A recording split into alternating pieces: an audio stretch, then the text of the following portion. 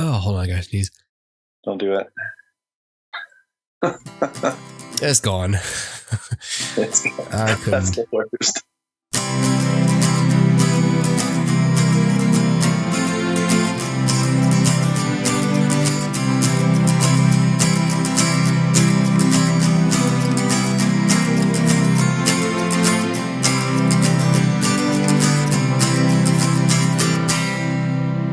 Hey, man. Well, hey. Thanks for having me on, dude. You have not been on in a long time. Do you remember the last time your voice was on this show? No. It was Fartconomics. It was When in the world was that? It was like 10 years ago. That sounds about right. We were talking about the world's first fart. And yeah, I think I remember that. Yeah. Was I over at your house? Huh? Was I over at your house, or did we do it like this? We were at the engaged encounter. Yeah. Oh wow. Okay. It was we were trying to go to sleep. That's and we started fucking around. And then I've been doing this. I'm like stuck with it. Yeah, we've been doing this for 12 years. Yeah. Yeah, this one will be like the 445th one. Yeah. That's my lucky number. Did you know that? 445? Yeah, man. Okay. Completely joking. That would have been really strange if that was true. I might play that on the lottery if I ever go to Florida, though. Look, you can manifest it. If you want it to be your lucky number, it's your lucky number. Hey, I'll tell you what, though. I mean, I was lucky that we were both assigned to each other for that. I know. That was pretty strange, wasn't it? Weird. Yeah. It was also strange that like 4 other couples were getting married the same day as my wife and I. Oh, how about that? Yeah. Yeah. It was a lot of people. One couple had the venue right before we did, like at 2:00, and we had it at 6:00. Yeah. Yeah. I think I was like slightly late to your wedding. I don't know if you noticed. No, I had a lot going on. You were up there. I made it. I was at your wedding. Was that your wedding? Oh, so your wedding was on a Saturday, as lots of weddings are, as was mine. I was working. So I came to your wedding on my dinner break. Nice. Like, cause what time was yours? It was like 6. Yeah, I honestly don't remember. Yeah. Okay, so yeah, I popped in for the actual ceremony on my dinner break because I had some control over when I took my break. Heck yeah. And then after the news was over, I came back at 10 and we got the reception. Came to the rest of the reception. Yeah. That's like my memory of it. It was like I popped in, I left, did the news, came back. Everyone was still there. Stuff. Yeah, my wife was still there and everything. So I just I was about to say, I think I remember Tara being there and you not for a little while. I just sort of popped in and sat down. I was like, all right, cool. What's everyone doing? Where's the food? That's awesome. Yeah. Yeah, I wish I could have gone to our party because I hear it was a good party, but it was like, I hear the same about mine. I remember my hand hurt the next day from shaking so many people's hands. Really? That happened to you? No, but yeah, I don't engage or touch people. So I specifically remember being like, God, my hand is just sore and hurts because I shook so many freaking people's hands. Did you get to eat your own food? Barely, dude. We had I think at some point the what do you call it? The person who helps you out and plans all the stuff at the venue. Yeah, the I think she was specifically like, look, I brought y'all all this stuff just so you could eat it, kind of a thing. Like here's the things you asked for and enjoy them. Someone brought us plates of our stuff because that was the only time I got to eat the crab cakes that I insisted we have. Thanks, yeah. And so I had a little bit of them, and then by the time I was free to go get more food, they were gone. Yeah, that sounds about right. Yeah, we had oyster shooters. I don't know if you remember those, and I think I had those. I don't know if I even ate. I must have. I would have. I know. Yeah, I don't know. Yeah. But pretty good, man. Yeah, good memories. And I guess speaking of memories, I think every year we've watched Home Alone 1. And then for whatever Claire was like, I definitely want to watch Home Alone this year. And so, of course, we watched that. And Anna was like, what about Home Alone 2? was like, yeah, I don't know. Like, I guess we can watch it. And then, I had like no memory of the whole thing. Like, do you remember it at all? Like from, like, what was the last time you watched it? Well, I watch it a lot. My kids really like those two movies. So I've seen it a lot in the last several years, but even before that, I think I'd watched Home Alone 2 a bunch. So when you'd said it's been a while since you'd seen it, I was like, wow, like for me, it's just always been Home Alone 1, Home Alone 2. Yeah, right. Home Alone 1's like that with us, I guess. But I bet you I went like 10 plus years without seeing Home Alone 2. Wow. And I've got like theory. I don't know if it's a theory, but I've got this silly little theory about like memories. Okay. And I swear, and I'm sure you've run into this too, where like if I was like, Connor, what's a movie you haven't seen in 20 years, but you watched as a kid? You'd be like, Tiger Man 2 from 1988, and I watched it when I was 5 years old, and I'd be like, all right, now tell me all about it, and you'd be like, I don't know anything about it, and then we'd be like, all right, let's sit down and watch it, and it'd come on, and it'd be like, oh, I remember that scene. I can't believe I forgot that, but like now I remember it, and like you can recall it as you're like getting jogged on it, but there's like a problem with recalling it or something. Yeah, memory is weird like that. Like a lot of it seems that like we have a whole lot of subconscious stuff, but like it really has to be provoked for it to start working. Right. So that's how Home Alone 2 was with me. It's kind of like when I got shingles. Like the virus was dormant. It was there in me. It's always there, but something had to like flick it and make it come alive. Yeah, we'll push start there. I prefer Home Alone 2 to shingles vastly. I would guess so, because I really enjoyed it, and I don't think I would enjoy Shingles as much. Shingles is terrible. Shingles is worse than Home Alone 3. Well, let me watch Home Alone 3 after this. let me set it up. So Home Alone 2. Of all the familiar sounds of Christmas, surely this one is the most beloved. Home Alone 2, Lost in New York. My family's in Florida and I'm in New York. Funnily enough, we never lose our luggage. Once again, the family that loves staying together. Can I help you? Reservation for McAllister? Couldn't be further apart. He's in New York. New York? This is a vacation. Only two things could ruin this vacation. And they just hit town. Hiya, pal.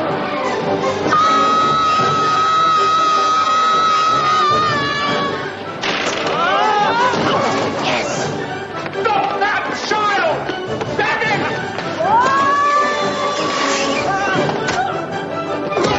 Where'd he go? I'm up here. Come and get me.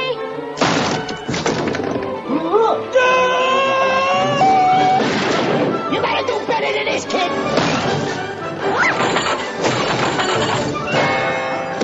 Don't you know a kid always wins against two idiots? Oops.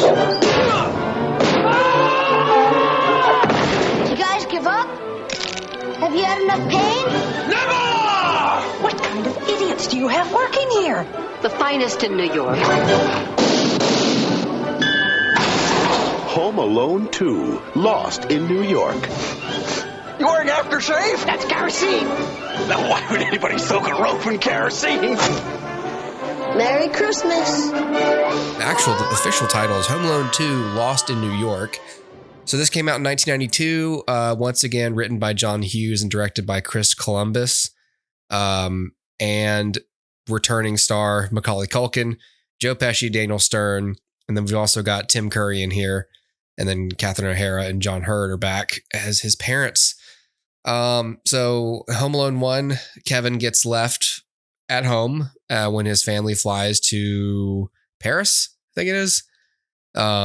Yeah. And so then the wet bandits try to burglarize the house. He stops them. He sets traps, and everyone's fine, and Christmas is happy. In Home Alone 2, Kevin gets separated from his family at the airport, and they fly to Florida, I think it is, and he gets on a plane to New York, and kind of gets himself set up at the Plaza Hotel while his mom tries to figure out, okay, where in New York is he? And and then the Wet Bandits are back, and they ultimately we have another third act trap setting at another residence that is Kevin's uncle's house that's being renovated, which provides for a lot of interesting and fun and painful setups. Yeah, that was pretty brutal. The Rotten Tomatoes score on this movie is shockingly low. Like the first movie, by the way, the first movie only has like a 66. I don't even think it was like particularly, I think people were kind of mid on it even at the time. And then like it only sort of subsequently became like, no, this is a classic. This one has a 35. Like it's rotten. Like it's not even it's a 35%. The summary, the consensus says a change of venue and more sentimentality and violence cannot obscure the fact that Home Alone 2 Lost in New York is a less inspired facsimile of its predecessor. And to me, the movies are, I think that's kind of harsh because like, to me, the movies are, that's what you want out of Home Alone. And I don't know what, sometimes with a sequel, you want them to take characters different places and for them to grow. And sometimes it's like, I usually wouldn't want a movie to repeat its premise.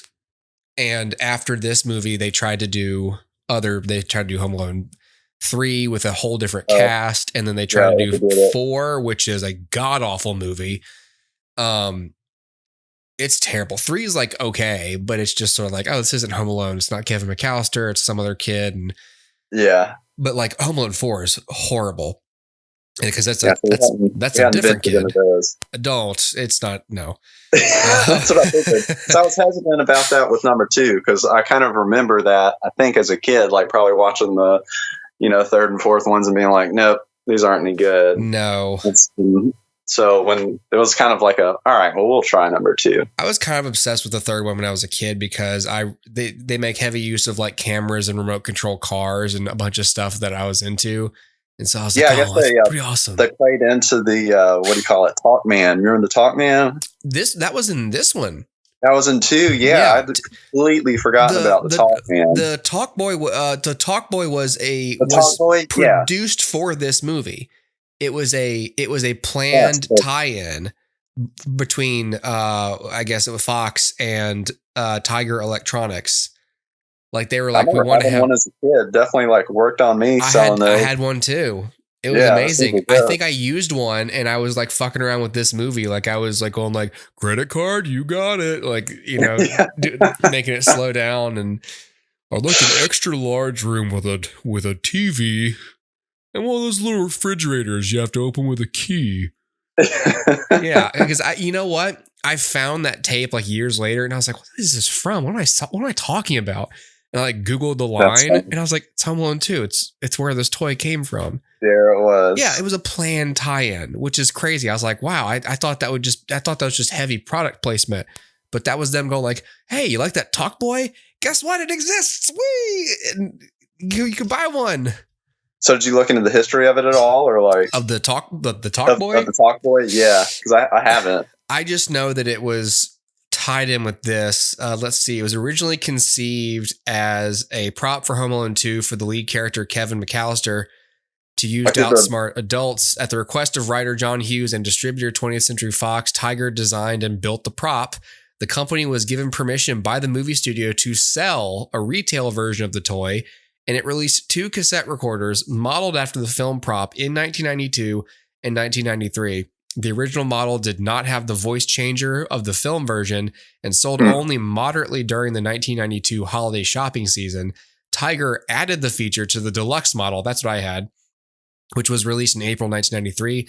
Following the release of Home Alone 2 on home video in July and a cross-promotion with Life cereal, interest in the toy spiked. Retailers had severely underestimated demand, and as a result, the deluxe Talk Boy was one of the most highly sought-after toys during the 1993 holiday shopping season, selling out of stores across the United States. Yeah, I don't think I got a Talk Boy until like 1998 or something. Like it yeah, wasn't. that's what I was thinking. I was thinking 96. Yeah, I didn't have one when I was 4 or anything, but no. I had it before I was 12. Yeah, I bet you it was while I was still at St. Ignatius, and I think I left in 98 or something, Yeah. and I think it was somewhere in there when we were like in first or like second grade. I guess old enough to use it, probably like as old as Kevin. I think my friend, my neighborhood friend had the actual gray, like silver Talk Boy that you see in the movie. Yeah, and I was like, oh shit, it's so cool. I had like a weird see-through blue one. Oh, interesting. Yeah, I remember the one I had was silver. Maybe, I don't know if it was an earlier one or what. I'll have to go check on that. I think that was the original one. The writers came up with that. I had no idea. Yeah. Those must have been smart and on their A game. John Hughes was just like, he's going to have this thing that can do a voice change. Like it's what you want. It's exactly how film should be. Like, hey, I thought of this device you could have. And then some company goes like, okay, we can build that for the film. Could we also sell it, please? Sure, whatever. I don't care. Like, it's fine. What a great idea. Yeah. And it sells like gangbusters. And I never even heard of Tiger Electronics until I researched this movie.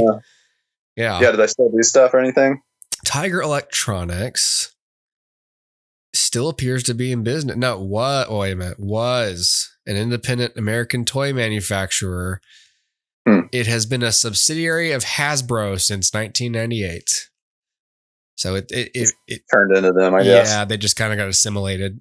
But yeah, sounds about right. Back in the 90s, they were their own thing, and then nope.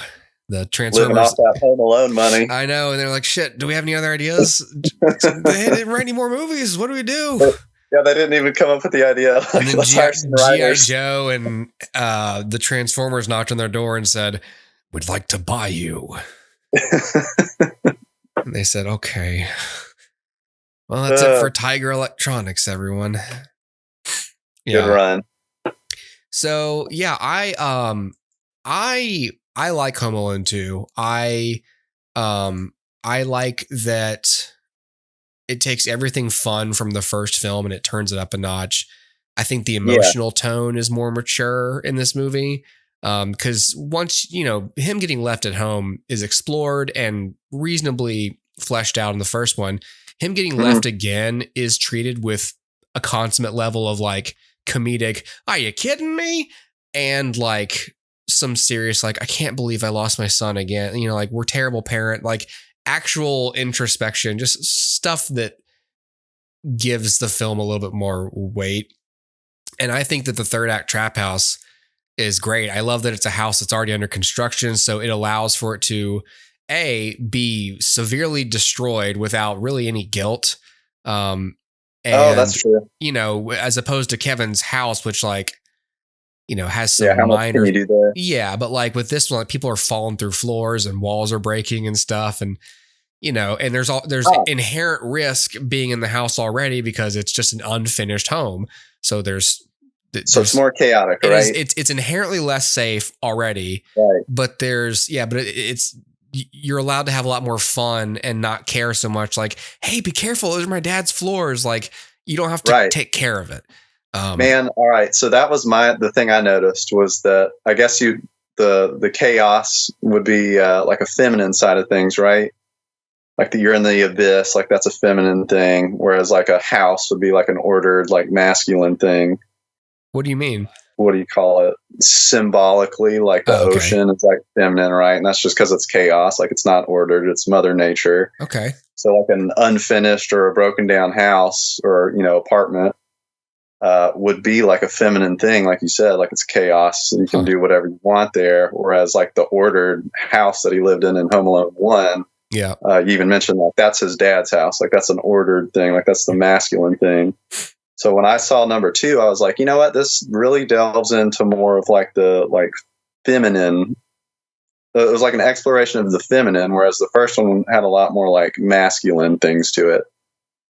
Well, I think too, like they are constantly sort of highlighting that the main family dynamic in the movies is always between Kevin and his mom.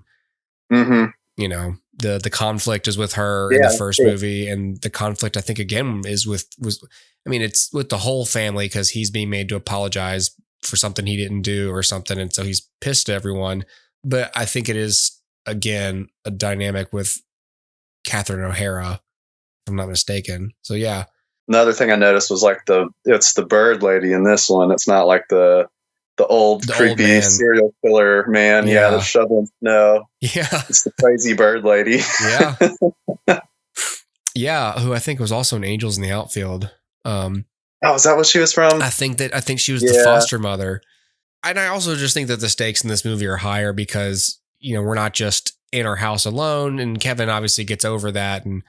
Has an arc. So like, well, what's going to be daunting to this character? Like, well, he's in a real one of the biggest cities in the world by himself. And it also just allows Kevin more freedom of movement. He's, you can do more fun stuff with Macaulay Culkin, like have him, mess with the concierge and hail a cab and go to Duncan's toy chest. And instead of just, I'm going to walk to the grocery store and back to my house, he's going to like go be in the city a little bit. And that's interesting. Yeah, I thought the toy store scene was like, I couldn't quite put my finger on it. That was like an extra, what do you call it, into like the belly of the beast part, right? If we're talking about like that's what that was. But it seemed like New York itself sort of was that. Yeah. So it was like a inner cave thing or something. Yeah, like and they made sure to shoot a lot of low angles to just emphasize, hey, this is a child by himself in this city. This is a very, can be a scary situation to be in. Certainly makes you feel not safe. I think some people were I think at the time this came out, some people were like, Harry and Marv again? Like, that's kind of weird. I love it. I don't really care that it's a contrivance that they just ended up in New York. I think they kind of seem like they're from New York in general, didn't they? They do, and I like that because you can almost see like as soon as Joe Pesci like thinks he sees Kevin, you can even see it on his face. Like that can't be the kid from Chicago, can it? And like when they realize it's him, like everyone is justifiably surprised. Like he's terrified, he screams and runs. Because not only is it those two, but we're in a whole different city. We're in a whole different time zone. And we've run into these two people again. Isn't that funny though? That's like a truth to life though. And that's even like ties back into what we were talking about with the engaged encounters. Like, how did we run into each other twice? Yeah. And it's like, that's just the kind of thing that happens for whatever reason. Yeah. And that really stood out to me in that movie. And I was like, that's an interesting little truth that they put in there that they might not have like meant to put in there, but that's just how things seem to work. Yeah.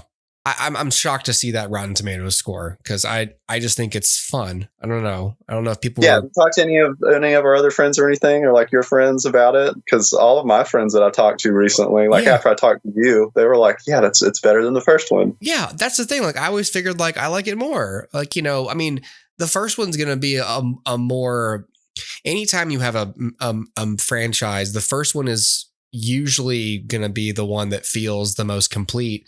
And the most tight, and then it's studios that go, hell yeah, that made a lot of money. Like let's do another one, and so you can do another one that can still be good.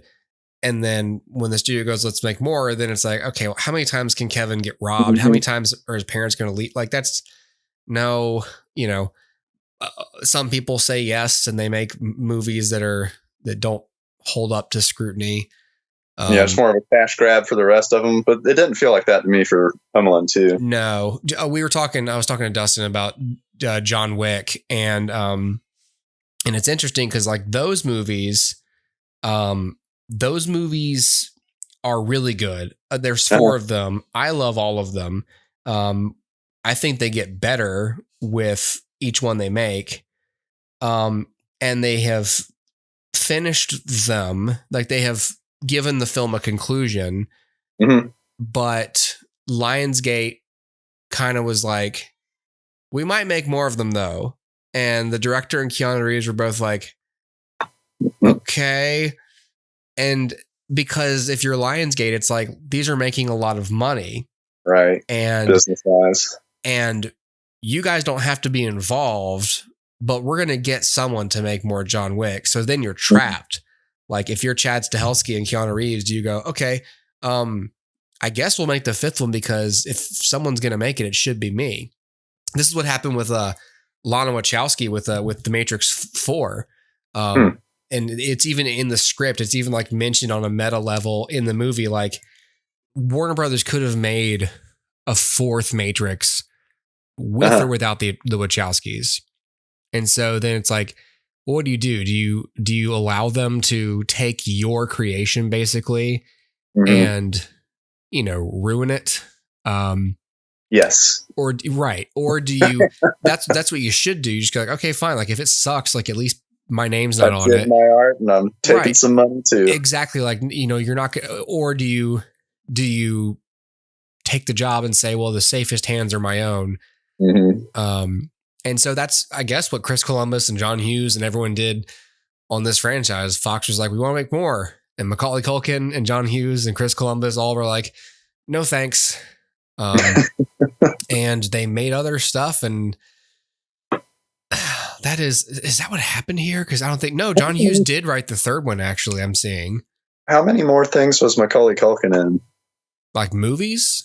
Yeah, because I don't think of him as anything else, but I don't know if that's really the case. Like, I know he's in like the Nut thing, right? From the 90s. Let me look at his filmography.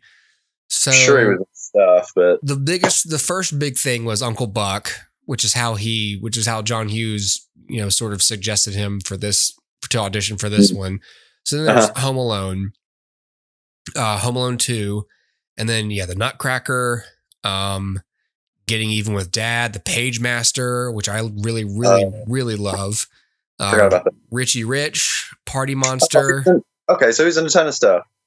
Well, in then 94, and then that was kind of it. And then in 2003, there were some small roles in like some indie films like Party Monster and Saved, you know, Changeland, and a little bit of TV. But for the most part, he kind of just did his own thing. A lot of web series stuff, and you know, pretty weird, right? Or did he have some kind of like controversy as when we were kids? He's well, so he had a friendship with Michael Jackson at the time, so there was some of that. He did have some drug issues, but he just got his walk of fame, his star on Hollywood Boulevard. There we go. Like a few weeks ago. Hey, look, it's meant to be. He's there's a YouTube channel I really like called Red Letter Media, and they do movie stuff. And he just randomly was like a guest on one of their shows at one time. There's no fanfare. There was like, hey, Mac. And he was just like, hey, guys. Like it was just completely ignored. Like, holy shit, Macaulay Culkin's here. And so like he'll show up every now and then in their videos, and it's never, those guys live in Wisconsin, and they even credit him at the end as Milwaukee Culkin. They don't even call him his real name. But it's like, how do they know Macaulay Culkin? And so anyway, so he must be a pretty cool dude. I love Macaulay Culkin. I've always liked him. Anyway, he's I remember when he turned, here it is. In August 2020, on his 40th birthday, he tweeted, hey guys, do you want to feel old? I'm 40. That's cool. And it said it became one of the most liked tweets of all time. Yeah, how about that? I can see that. The most liked tweet. Yeah. 9th? Wow. Yeah. I mean, that was like a very truthful comment, and he was, I guess, very self-aware to think to post that. And I don't know if you noticed lately with like the Catherine O'Hara, and it's like, if you were born in 1990, you're as old as, like, that seems like that's been going on. You're as old as Daniel Stern, you're as old as Harry was. Yeah. On the franchise total, like, I think Home Alone and Home Alone 2 are great. My kids really enjoy them. They watch them on repeat. They make sure to point out to me before Harry gets electrocuted and replaced with a practical like skeleton briefly, you know, because that's like one of my favorite gags.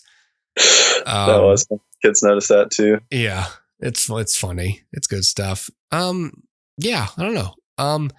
But you said you had interesting thoughts about memory for this one, and ironically, the song for the first one, I think somewhere in my memory, was nominated for an Oscar. I was looking at that earlier. Yeah, it was best original song. It didn't win. Neither did the score, but it's probably going to be a staple for us now. I noticed that Whit was hesitant to watch it. He didn't like the first one, and Claire likes it. Was he like bored, or does he not like Harry and Marv? I think the basement scene or whatever with the furnace. Yeah, the furnace. I think that got him. Maybe. Yeah. I don't know. I really don't know exactly what it is about it, but I think he likes it more this year. I don't know if he's just a little bit older or something and can appreciate it more. But Claire specifically was like, "Let's watch Home Alone," and we were like, "Let's save it." Yeah. No, I want to watch it too early. My kids will just watch it. Noah will laugh so loud, and I'll be like, "Hey, you need to be quiet," and he's just like, it's weird that there's the whole Mandela effect thing. Like, did you thought this, but did you realize that it was this other thing this whole time? And even though you swear that you're, like the Berenstain Bears thing, and we've always talked about that, like, but like memory in general, as I've come to learn, is extremely unreliable. Memory changes as we get older. Like we influence our memories, like whether we realize it or not. Like we subtly tweak them. You gotta remember. You gotta make it up every time you recall it, I guess. To our liking, so like we enforce patterns and meaning on our memories after the fact that connections we did not make at the time. And sometimes those connections are not there. It's just the way that we perceive information. Our brains are pattern recognition machines. So, I mean, there's a reason. I mean, I think like even eyewitness testimony in court isn't even that, like, doesn't carry a lot of weight.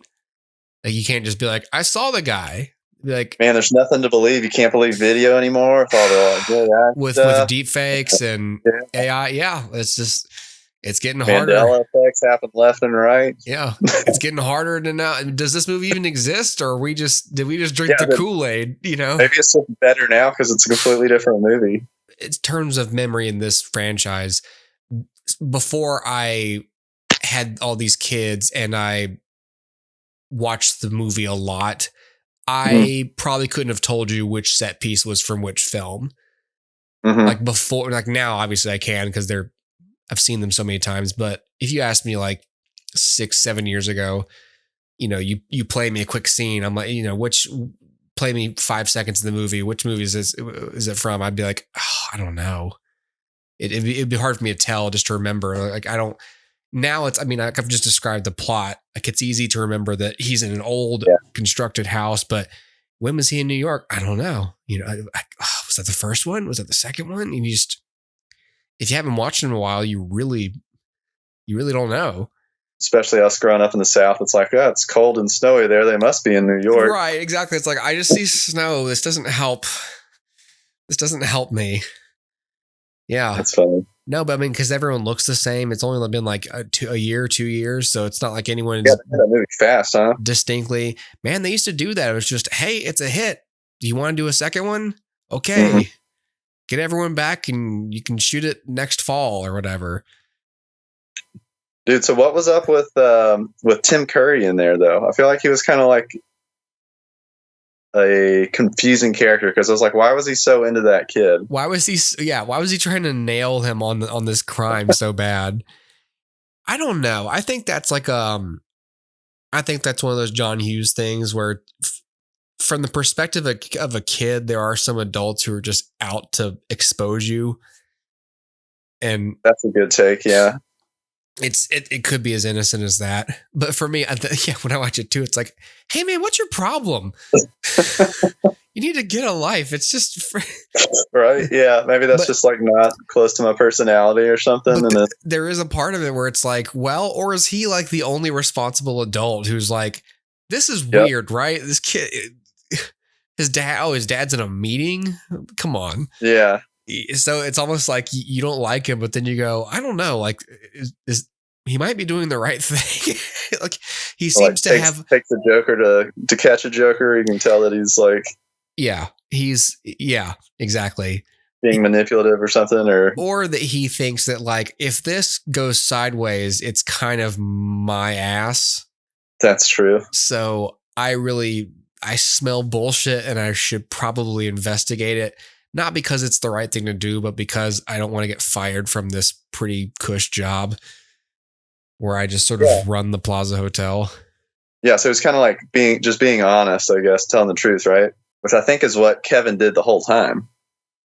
And that was kind of his problem, was he was like he was calling out, what was his older brother's name? Buzz. Yeah. I wanted to call him Butch. Seems like a butt, but yeah, he was kind of like putting on a show for everybody. And Kevin was like, I can't believe y'all are buying this. Yeah. Everybody was it was like, were they just being fooled by it, or were they going along with it just to like keep the peace? And like Kevin was the one that was like, no, like I'm going to tell the truth. And that was kind of, I think part of his problem of getting, targeted or whatever by everybody, or distancing himself from everyone. Yeah. He values truth over calm or peace or whatever. Like, right.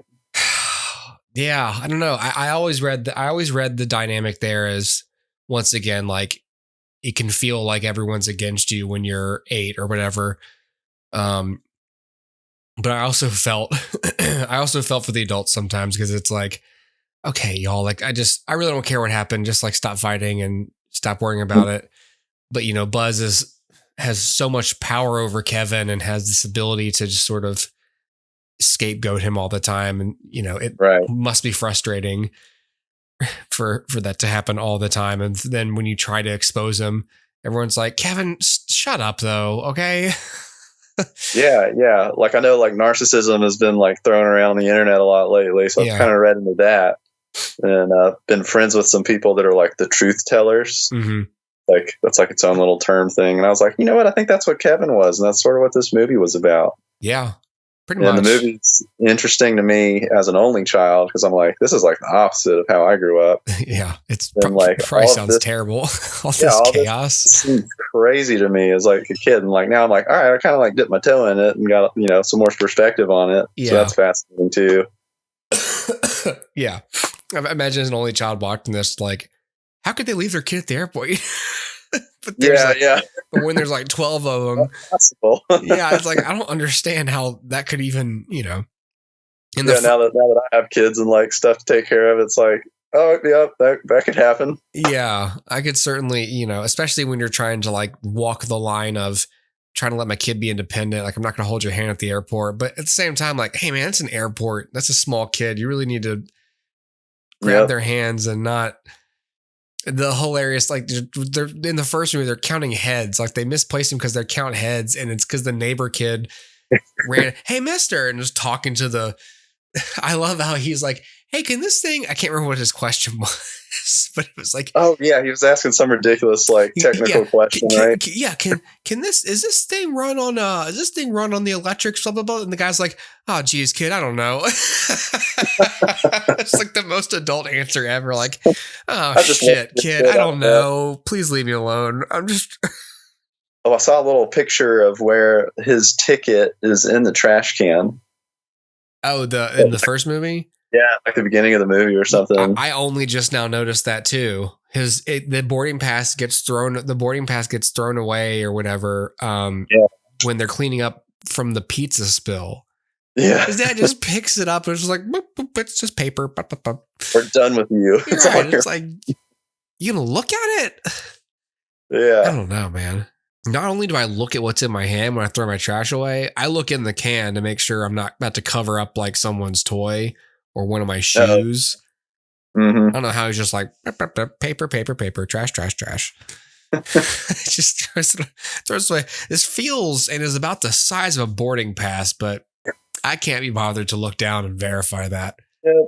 My life's too simple for this. Doop. I'll just buy another one. I saw like a picture and someone said, Kevin's father yells at him for having like a $1,000 room service bill. It's like, you left your kid alone twice. Maybe it's just time to shut the fuck up. When that scene was playing out, I was like, I bet that's going to be like way more. Yeah. Like my guess, way more than $1,000. But it's 90s. Like, yeah, and I was like, oh, it's 1,000. Yeah, like that's not that bad. Like, good for Kevin. Yeah, and also like, I don't really feel bad. I don't feel bad for his dad because hey, I'm glad you're alive. Glad you weren't kidnapped and sold into human trafficking. I'm glad you're fine. And also like, hey, you own like a 9-bedroom house in the suburbs of Chicago. You seem like you're doing well for yourself. Why don't we just, you flew to Paris. Let's just forget about the $1,000 room service bill. Okay. For him, right? Yeah. Like I don't know. I know it's just a throwaway line like, oh, Kevin, like, what do you, but it's like, really? Yeah, really, man. Maybe that's why he has so much money. He's like really pinching his pennies there. He's just a cheap bastard. He's a couponer. He's like, it took me 2 years to save $1,000 and you spent it on room service. That's what he does for a living. He's a couponer. He just has one of those big binders. That's what's in one of the bedrooms. It's just full of coupons, file cabinets. That's funny. Because they never said what he did, right? No, I'm assuming just vague finance man. Probably worked in an office, right? That seems like just worked in some office. Yeah. Yeah. His poor wife has to manage that house. Yeah.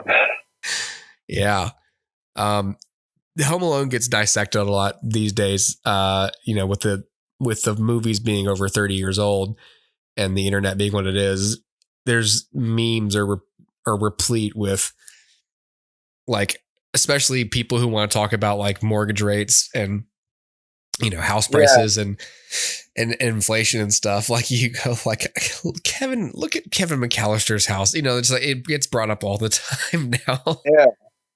I guess that's just gotten magnified lately or something. And, it could. And it's one of the most like egregious examples of like, how could again, they don't specify what his dad did, but like like in plenty of movies and TV shows, like it's just one of those movie things where you go, okay, but how could a part-time artist or how does a gym teacher, a gym coach afford such and such? And then like you watch a movie like Space Jam where Michael Jordan lives in like a $200,000 house, maybe. And like he has neighbors. Like he doesn't live in like, we were talking about. Dustin and I were talking about the new Space Jam movie and we were talking about LeBron James's house in that film. And it's like probably a lot like his real house. It's like up in the hills and it's on like a ton of land. There's a gate. Right. Michael Jordan just pulls up to essentially like a house that's like 2/3 the size of this have Kevin McAllister's house. And there's the driveway is right there next to the neighbor's driveway. It's like, this is Michael Jordan at like the height of his career. And this is a pretty modest house that he's living in. It's almost the anti-movie house when you think about it. Like, interesting. It's just, and I guess it's just people going like, hey, look, we don't want to show like a house they could actually afford. That's depressing. I don't know. Yeah. Yeah. I guess, for me, it's like, there's more context. It's like, oh, I have a family, like a bigger family now. Yeah. Bigger family, bigger house. And like a different direction. And then, it's like, oh, I have a house now. So now it's like, wait, how is this house enormous? Yeah. It's like cartoonishly big. And again, we're probably overthinking it because it's just them saying, look, it's a movie about a home invasion. There's lots of traps, lots of setups, lots of rooms. It's got to be a big house. And the way we justify the house being that big is it lives in a big family. Don't worry about what his dad does for a living. Stop asking questions. And it's like, I get all that. It's just when there are comments like $1,000 for room service, Kevin, you go, hey, fuck you, man. Shut up. What's your job? I guess I compare that with the New York renovation apartment thing. And that being part of it too. And then space, yeah. And then you also go like, could he have gone to, whatever the guy's name is? What's the what's the uncle's house? What's his uncle's name? Is it like Bob or something? His uncle. He's got an Uncle Bob, right? Rob. You were close. Rob. Yeah. Robert.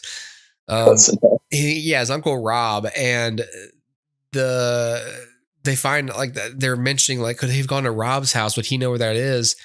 And like, he's not there though. Like, Rob's in Paris. The house is being renovated. It's like, okay, Rob lives on the Upper West Side.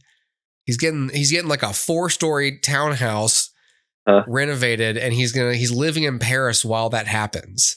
And so then you sort of just go, yeah, I'm fine with whatever Kevin wants to do to wherever.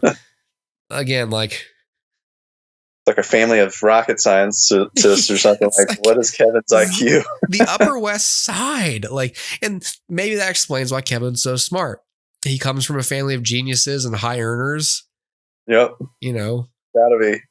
Buzz is going to be some kind of criminal mastermind, maybe. Or Kevin will be. Although I think can't count the children though. In the newest thing they did, there was a 6th film. It was Home Sweet Home Alone. It's also not very good. But in that movie, Buzz is a character. Buzz comes back. The actor comes back, and where is he? He's Officer Buzz McAllister. Like, he shows up. He's like some like neighborhood cop.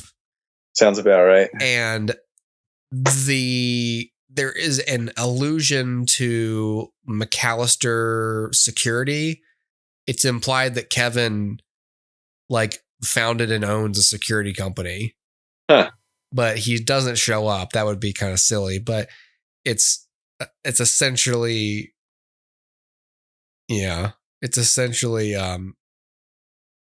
implied that, Kevin understandably became an expert in security. Put that on his resume, huh? Yeah, I thwarted, my parents left me at home twice. I thwarted 2 home invasions. Did you see the movie? Yeah. If you're Kevin, then you go, I was on 60 Minutes. Like, at that point, like, does Kevin get, interesting? Here's a fun little factoid. I noticed this while I was looking at Home Sweet Home Alone, which is the 6th Home Alone film. Dang. Christopher Columbus, the original director of the first 2 Home Alone films, was also critical of the decision to make a 6th movie prior to the release of the film. On the topic of movie remakes, he said, "In this version of Hollywood that we live in, everybody is remaking everything and rebooting everything. I mean, there's a Home Alone reboot coming out. What's the point? The movie exists. Let's just live with the movie that existed. There's no point in any of us remaking The Wizard of Oz. There's no point in any of us remaking the classic films. Make something original because we need more original material." And that's more of a broad rant about the industry, but it's interesting that he would pointedly say, why are we making more Home Alone movies? Look, I like money too, but I think we did it. We did it, guys. I know. And that's really it. Like, there's the thing about the movie business is that it's filled with artists who really want to make good stuff and are not super interested in money, or who have integrity. Like, Chris Columbus is a working director. He's done plenty of movies. He can be picky, but with that's when you go, okay, like, I'm going to have integrity. Like, I'm not going to just whore myself out to make this movie or that movie. Then there are directors who are just directors for hire. They will direct whatever you throw at them. And then there's like auteur directors like Christopher Nolan or Ridley Scott or Greta Gerwig. You got people who are like, I'm going to make movies, but only if I have like a huge amount of control, because that's the kind of artist I am. And so there's varying degrees of people who make movies. There's people who see it as a job, people who see it as I'm hired to manage a good set and keep everything on schedule, and I'm good with actors and I know how to make good choices. And then there's artists like, I'm going to fucking do some crazy awesome stuff with this movie, but you need to get out of my way and let me do it. And it may not make a ton of money, but I think it will. Christopher Nolan wants to do his terrible sound mixes. That's his prerogative, but people are starting to pick up on that. And, but it's not really hurting the box office of any of his films. So I'm sure that's like a super hard line to sit there and walk along. And speaking of Bob's, have you ever heard of Bob's Game? Bob's Game? Oh, yeah. Why does that sound familiar? It's like a Nintendo game that never was, and it's sort of the like situation you were talking about with like artistic control. Yeah. Taken to the extreme to where like Nintendo was like, dude, we'll buy your game for like, a couple $1 million or whatever. And the guy was like, nope. Well, I don't want to work with a team. Right. He's like, well, they're like, don't you want to sell the game? Don't you like money? Yeah. And he was like, no. Bob's Game. It's my game.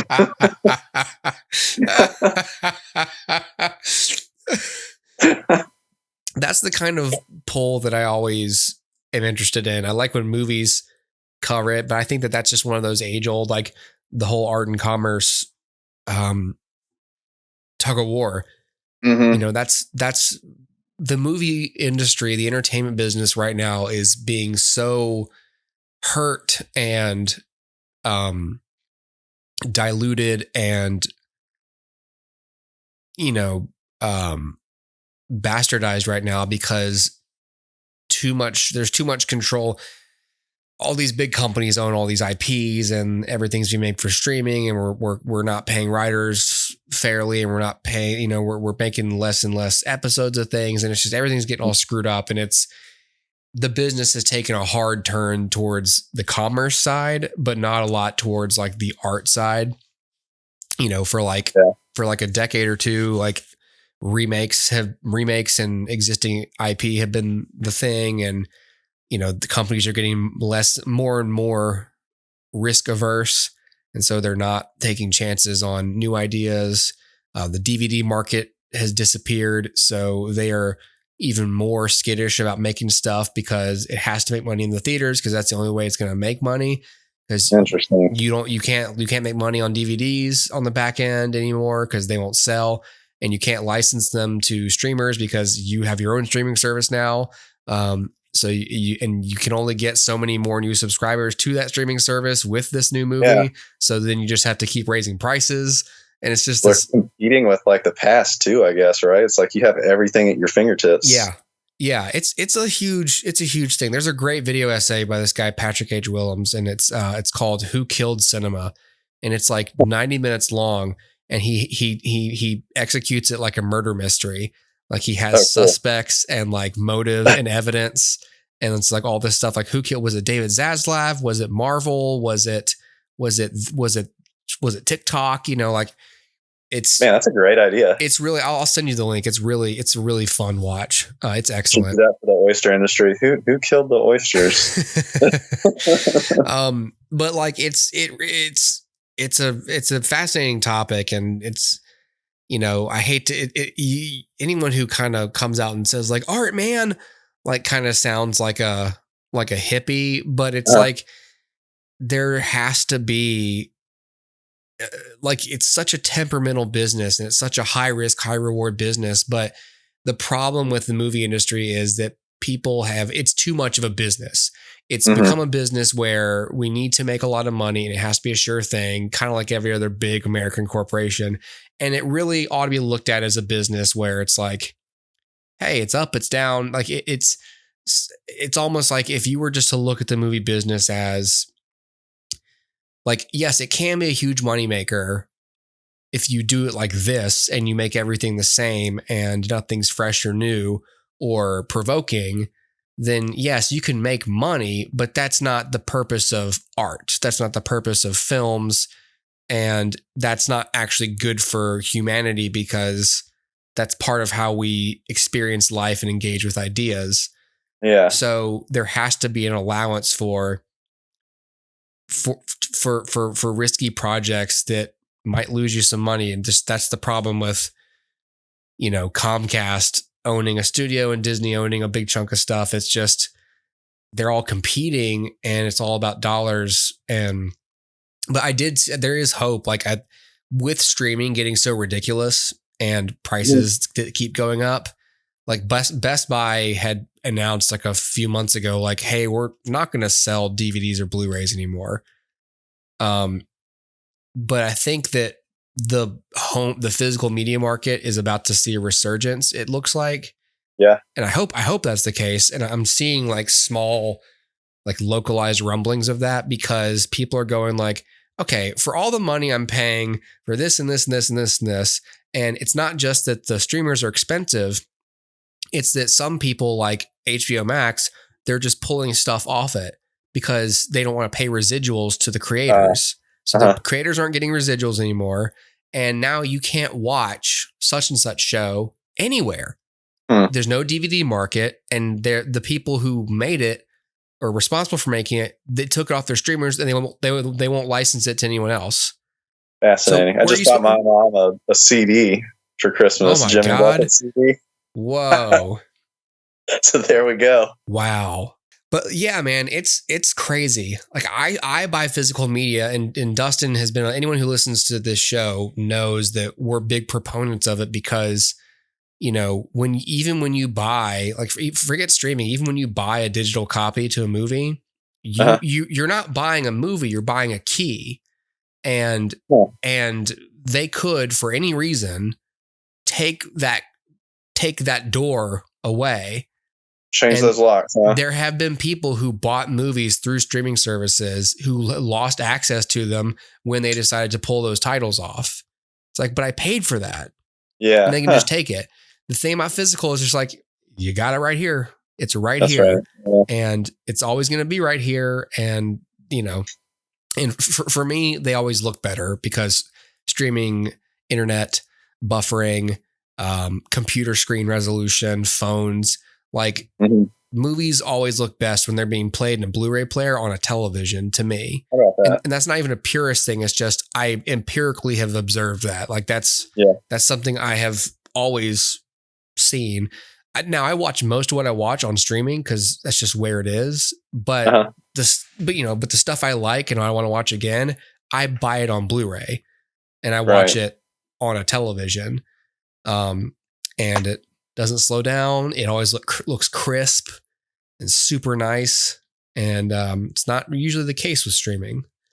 So yeah, your internet can go out too. Ours will like glitch every now and then. It's like, all right, we gotta let it load. Exactly.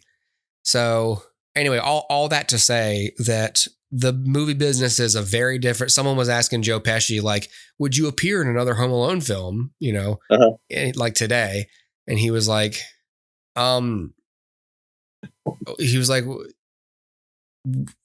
would they make another? He's like, so the world's a different place now. Like, forget like the reason, like, why would we make another one? Like, how would another Home Alone work these days? Like, it's just, we have different priorities now. Like the culture is different. Like it just wouldn't work, you know? It's just interesting. Like a Home Alone now. Well, and there's just too many, you know, there's phones. It's just like, everybody just be like looking down at their phone. Yeah, exactly. Just on his iPhone all day. It would be a lot more believable that they lost Kevin because they're just staring at their phone, you know? It's like the whole movie is just people looking at their phones. Yeah. Yeah, exactly. Kevin's on a phone. The house gets robbed successfully because Kevin doesn't know that there's intruders. Just doesn't even know. There's no security system because those don't exist anymore. He's watching. He's not watching a gangster movie. He's watching TikTok. Yeah. Yeah, that's funny. That would be interesting. Yeah.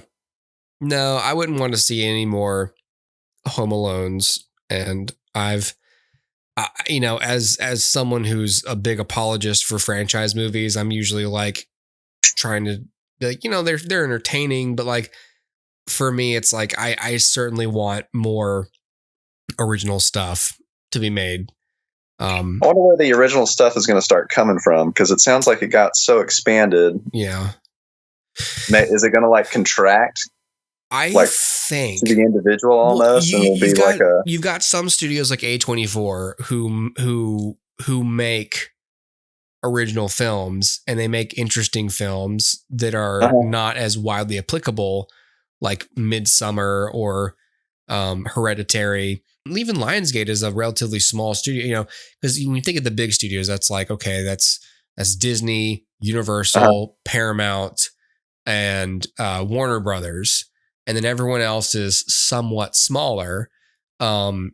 the somewhat smaller ones have the ability to, and you've also got people starting their own studios. So like independent studios, not like, indie films, but like small studios. Like Annapurna is another one, and that's owned by Megan Ellison, who's like a billionaire, and that's what she does with her money. She's like, I just started a movie studio and I just seed movies. And it's like, that's what I would do if I was a billionaire.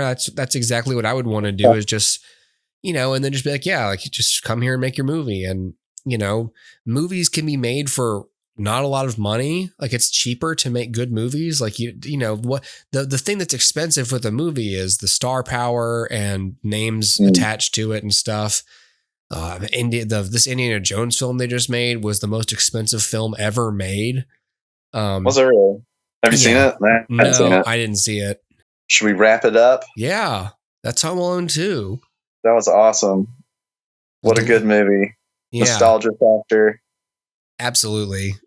Yeah. If people are going to go further, 3 is not bad, but you really have to reconcile the fact that this is not Macaulay Culkin. It's not Kevin. It's not like it's the same character. Like it's a whole different thing, but I liked it as a kid, but I haven't watched it as an adult really. But the 4th is just horrible. I don't even know what the 5th one is. What is the 5th one? Because the 6th one was just a Disney Plus thing. More Alone. Let me see. There was, Home Alone. Okay. Here. Oh, God. I forgot about this. All right. So Home Alone 1 and 2, Kevin McAllister, Macaulay Culkin, right? Home Alone 3, the protagonist is Alex Pruitt, played by this kid, right? And then the other 3 were television films. They were not in theaters. Oh, wow. Really? Yeah. So Home Alone 4, the one that's terrible. I forgot this. The main kid, it's some other actor, but it's supposed to be Kevin McAllister again. Huh. He's not even blonde. What's the plot of Home Alone 4? Just pretend. Oh, forget. Okay, hold on. Sorry. I'll read you the first part of the plot.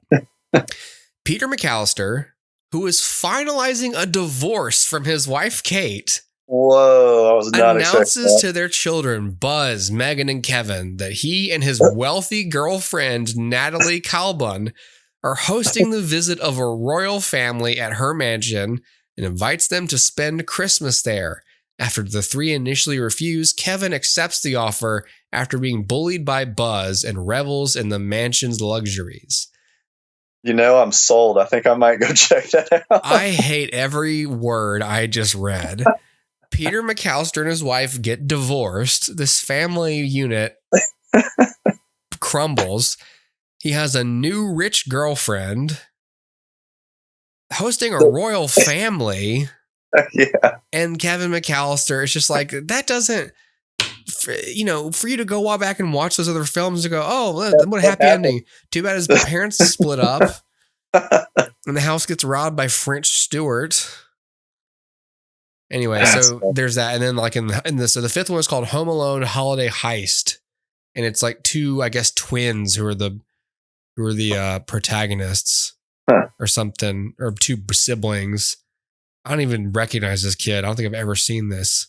And then the 6th one was in 2021. Oh, so it was recent. Yeah. It's bad. It's really bad. What's the point? Home Alone 4, Taking Back the House. Taking Back the House. Yeah. Home Alone, The Holiday Heist, and then Home Sweet Home Alone. As Kevin McAllister says about Buzz's girlfriend, woof. Yeah, that's some good parts in there. Yeah. So just the 2, please. There we go. All right. 2. Well, Tyler, thanks for coming on, buddy. It was good to have you again. Man. Thanks for having me on, man. That was fun. We'll do it again. All right. We'll see you, man.